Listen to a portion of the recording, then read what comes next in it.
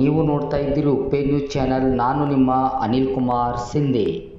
ಹಾಲಿಪ್ಪರ್ಗ ಗ್ರಾಮದ ಚಂದಾಪುರ ಗ್ರಾಮಕ್ಕೆ ತಲುಪುವ ರಸ್ತೆ ಬದಿಯಲ್ಲಿ ಇರುವ 4 ಸೈಟಿನ ಕಂಬಗಳು ನೆಲಕ್ಕೆ ತಗುಲುವ ರೀತಿಯಲ್ಲಿ ಬಾಗಿರುವುದು ಕಂಡು ಬರುತ್ತಿವೆ.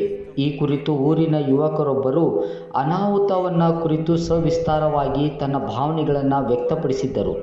ಹಾಗೂ ರಸ್ತೆ ಬದಿಯಲ್ಲಿ ಆಟೋ, ಬೈಕ್, ಬಸ್ಸು, ಜಾನುವಾರು, ಜನಗಳು ಓಡಾಡುತ್ತಿರುವ ರಸ್ತೆ ಬದಿಯಲ್ಲಿ ನೆಲಕ್ಕೆ ಬಾಗಿರುತ್ತವೆ.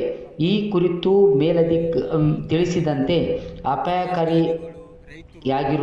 ಕೂಡಲೇ ಈ ಸಮಸ್ಯೆಗಳನ್ನು ಬಗೆಹರಿಸಬೇಕೆಂದು ಜೆಸ್ಕಾಂ ಅವರಿಗೆ ರಾಹುಲ್ ಚಿಕ್ಕೆ ಅವರು ಮಾಧ್ಯಮದ ಮೂಲಕ ಮನವಿ ಮಾಡಿಕೊಂಡಿದ್ದಾರೆ.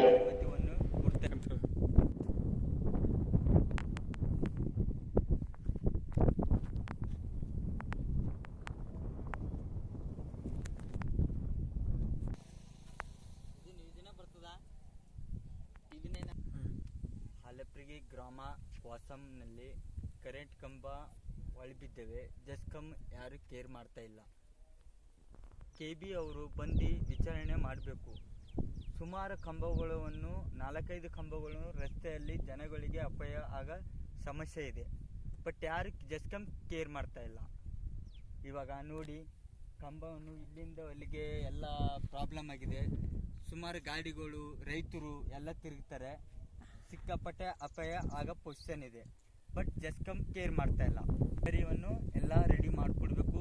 ನಾನು ಜೆಸ್ಕಾಂ ಅವರಿಗೆ ಅನುಮತಿಯನ್ನು ಕೊಡ್ತೇನೆ. ಜೆಸ್ಕಾಂ ಅವರು ಕೂಡಲೇ ಇವಾಗ ಸರಿಪಡಿಸಬೇಕು. ನನ್ನ ಅವರಿಗೆ ಅನುಮತಿ.